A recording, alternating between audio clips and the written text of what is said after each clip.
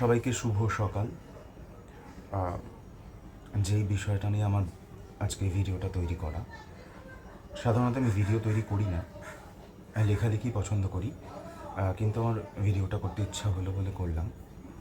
বর্তমানে আমরা সবাই খুব একটা সুখকর পরিস্থিতির মধ্যে দিয়ে যাচ্ছি না, সবাই জানি। তো এই পরিস্থিতি তৈরি হওয়ার যে কারণ, সেটা তো শুধুমাত্র আজকের নয়, বহু দিন ধরেই এরকম ধরনের অরাজকতা আমাদের সমাজে হয়ে আসছে। তো এইসব হওয়ার কারণ কি? মানে আমার বেসিক্যালি যেটা মনে হয় যে এর পেছনে যে কয়েকটা পয়েন্টস লুকিয়ে আছে বা অনেক পয়েন্টস লুকিয়ে আছে, তার মধ্যে সবথেকে ইম্পর্টেন্স কিছু পয়েন্ট সেগুলো আমার যেটা মনে হয় আমি সেটা বলবো। আমার মনে হয় যে এই সমস্যাগুলো ঘটার পেছনে যেই কারণগুলো রয়েছে, সেই কারণগুলোর মধ্যে প্রথম এবং প্রধান পয়েন্ট হচ্ছে লিঙ্গ রাজনীতি বা লিঙ্গ বৈষম্য, যেটা আমরা বলছি জেন্ডার ডিসক্রিমিনেশন। তো এই লিঙ্গ বৈষম্য কোথা থেকে শুরু হয়? লিঙ্গ বৈষম্যের যে সূত্রপাত, এটার উৎসটা কিন্তু একদম আমাদের প্রত্যেকের ছোটোবেলা থেকে শুরু হয়ে যায়, একদম আমাদের পরিবার থেকে, আমাদের সমাজ থেকে, পরিবেশ থেকে। তো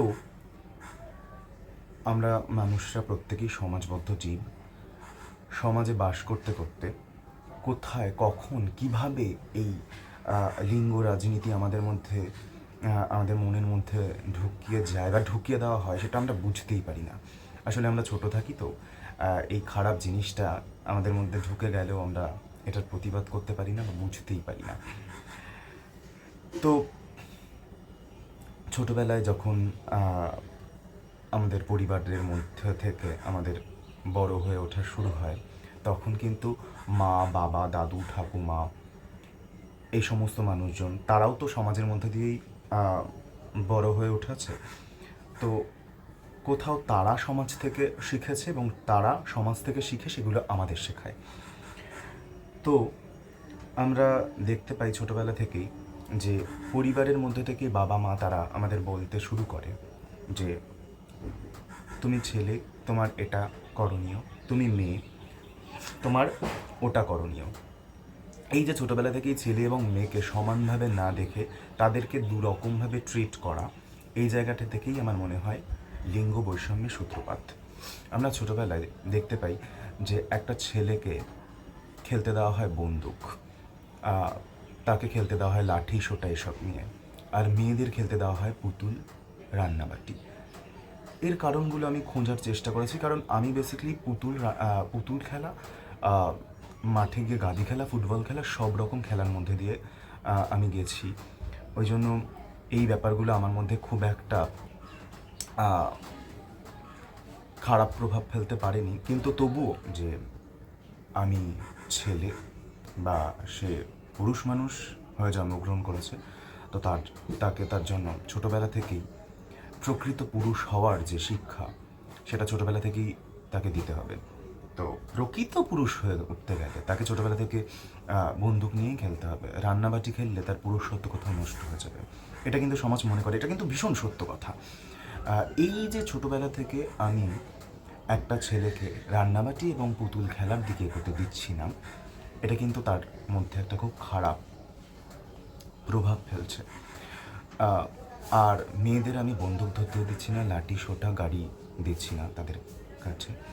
তো সেক্ষেত্রে ছোটোবেলা থেকেই কি আমরা দেখিয়ে দিচ্ছি না তাদের, বা চিনিয়ে দিচ্ছি না যে তুমি একটা মেয়ে, তোমার বড় হয়ে বাচ্চা মানুষ করা বা প্রতিপালন করার জন্য তুমি এখন থেকে পুতুলের মধ্য দিয়ে তুমি এটা শিখতে শুরু করো। ছোটোবেলায় থেকেই তুমি রান্নাবাটি খেলতে শুরু করো, যাতে বড় হয়ে তোমার বাসন মাজতে খুব একটা অসুবিধা না হয়।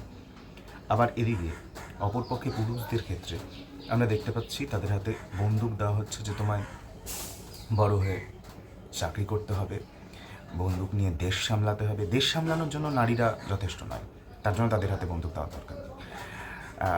তাদের ওই বাসন মাজতে মাজতেই তাদের দিন যাবে। আর পুরুষদের প্রচুর দায়িত্ব, তাদের গাড়ি চালাতে হবে, তাদের সীমান্তে দাঁড়াতে হবে, তার জন্য তাদের বন্দুক ভীষণ পরিমাণে জরুরি।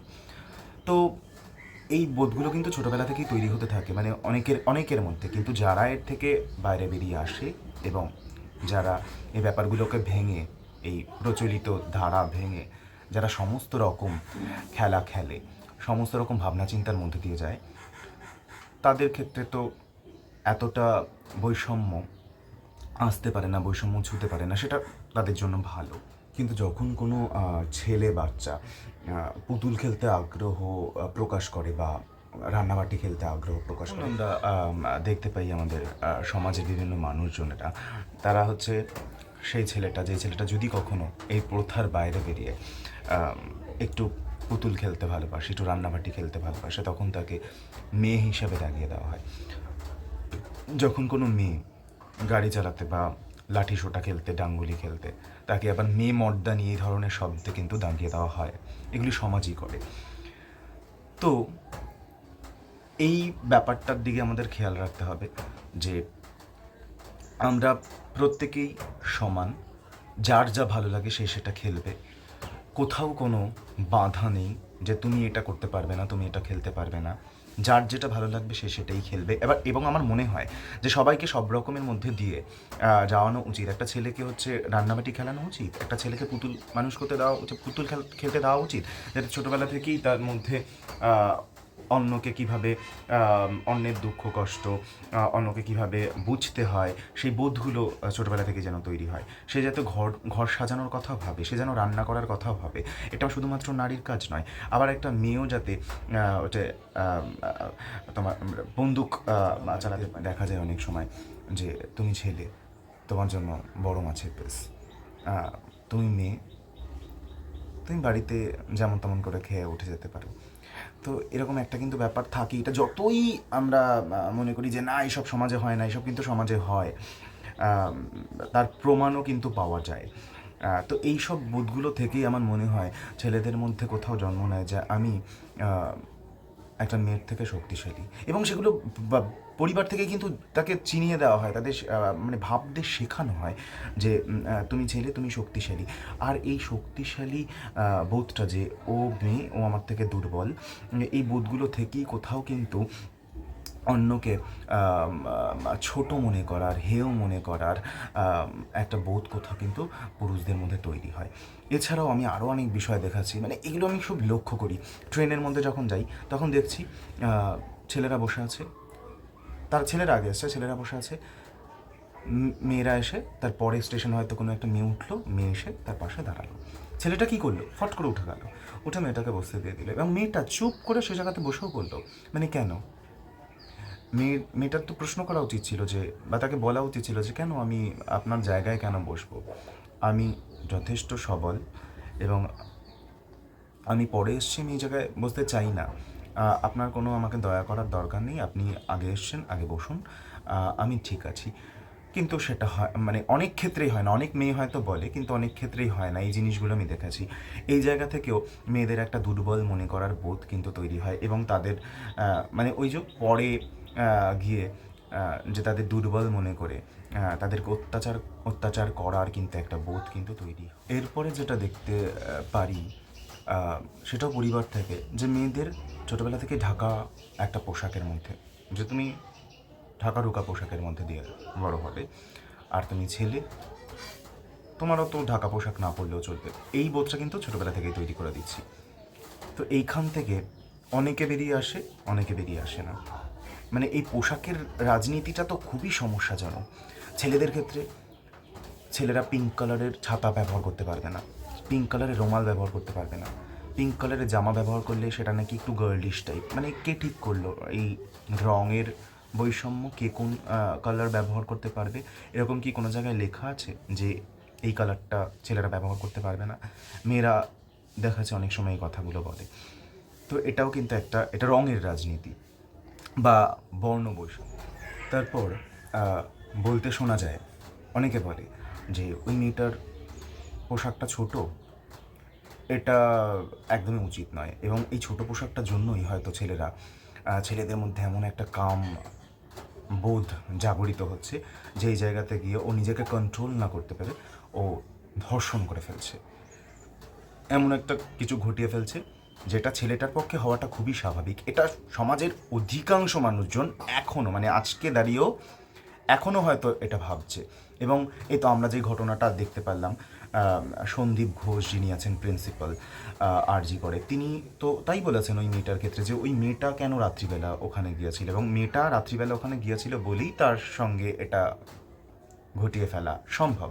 মানে একটা ছেলে সে পারে, তার কোনো দোষ নেই, সে নিজেকে কন্ট্রোল না করতে পেরে এই ঘটনাটা ঘটিয়ে ফেলল, সেটাতে কোনো দোষ নেই, কিন্তু মেয়েটা ওখানে অন্ধকারে গিয়েছিল বলেই তার দোষ। তো কোথায় স্বাধীনতা? এছাড়াও আমি আরও একটা বিষয় বলতে চাই, 3 মাস আগে শুধুমাত্র আমাদের সমাজের সাধারণ স্তরে যে এই সমস্ত ঘটনা ঘটে সেমনটা নয়, আমরা দেখাচ্ছি সমাজের উঁচু স্তরে যারা আছে, যারা মনে করে যে সমাজের উঁচু স্তরে, এবং আমরা সাধারণ মানুষজনও মনে করি যারা সমাজের উঁচু তলায় মানুষ, সেলিব্রিটি, সেই সমস্ত মানুষজনদের মধ্যেও কিন্তু এই বোধটা আছে। তাদের জীবন অত্যন্ত চকচকে, এই চকচকে জীবনযাপনের মধ্য দিয়েও কিন্তু তারা খুব সংকীর্ণতায় জীবনযাপন করে, সেটা খুব ভালোভাবে ভাবলে বুঝতে পারা যায়। যেমন কিছুদিন আগের একটা ইন্টারভিউতে আমি দেখেছিলাম, একটা মানে পোশাকের একটা শো চলছিল, সেখানে জনপ্রিয় অভিনেত্রী বা নৃত্যশিল্পী মমতা শঙ্কর হঠাৎ করেই বলে বসলো যে মেয়েদের বুকের আঁচল হচ্ছে, মেয়েরা এখন এইভাবে শাড়ি পরে তাদের বুকের অনেকটা অংশ দেখা যায়, তো কী করে ছেলেরা তাদের সম্মান করবে? তো এই জিনিসটা আমার খুব খারাপ লেগেছিল যে একটা পোশাকের জন্য মেয়েরা, মানে পোশাক পরার ধরনের জন্য বা সমাজ তাকে অশ্লীল বলে মনে করছে, এবং ছেলেরা শুধুমাত্র ওই মেয়ের ওই পোশাকের জন্য তাকে খারাপ মনে করবে। মানে তাদের ব্যক্তিত্ব কোনো যায় আসে না, ব্যক্তিত্ব ব্যাপারটা কিছুই নয়, পোশাক আশাকই যেন মানুষের মধ্যে ব্যক্তিত্ব বোধ গড়ে দেওয়ার একটা ব্যাপার। সমাজ যেন সেটাই বলতে চায় যে পোশাক আশাকই মানুষের সব কিছু। এই যে কটা পয়েন্টস আমি বললাম, সেই কটা পয়েন্টস তো খুব মানে সবারই মোটামুটি জানা, এবং এই পয়েন্টসগুলো খুবই পরিচিত, সবাই আমরা এই ভাবনাগুলোর মধ্যে দিয়ে যাই, এই সমস্যাগুলো ফেস করি। আর যেটা বলার, যে আমাদের পরিবারের মানুষজন এবং সমাজ থেকেই কোথাও আমাদের এই ভাবনা চিন্তাগুলোকে একেবারে উপড়ে ফেলতে হবে। আমাদের এটা শেখানো উচিত ছোটোবেলা থেকেই বাচ্চাদের, যে ছেলে এবং মেয়ে আমরা দুজনেই আমরা সমান, তো কারোর মধ্যে কোনো রকম ডিসক্রিমিনেশন হওয়ার জায়গা তৈরি করতে দেওয়া যাবে না। উভয় পক্ষকেই নানান রকম জিনিসের মধ্যে দিয়ে সমানভাবে বড় করতে হবে, এবং ছেলেদের এবং মেয়েদের আমাদের ছোটোবেলা থেকেই বোঝাতে হবে যে তুমিও যেটা করতে পারো সেও সেটা করতেই পারে। ছেলে এবং মেয়েদের জন্য আলাদা কিচ্ছু কোনো বিষয় তৈরি হয় না। আমরা সমাজবদ্ধ জীব, তো সেক্ষেত্রে আমাদের দুজন, মানে ছেলে মেয়ে অন্যান্য প্রত্যেকটা মানুষকেই সমস্ত বিষয়ের মধ্যে দিয়েই যেতে হবে। তো সমস্ত বিষয় সমস্ত মানুষজনের জন্য, এই ব্যাপারটা আমাদের ছোটোবেলা থেকেই শেখালে আমার মনে হয় যে এই ঘটনাগুলো অনেকটা কমে আসবে। তো এটাই আমার মনে হয়।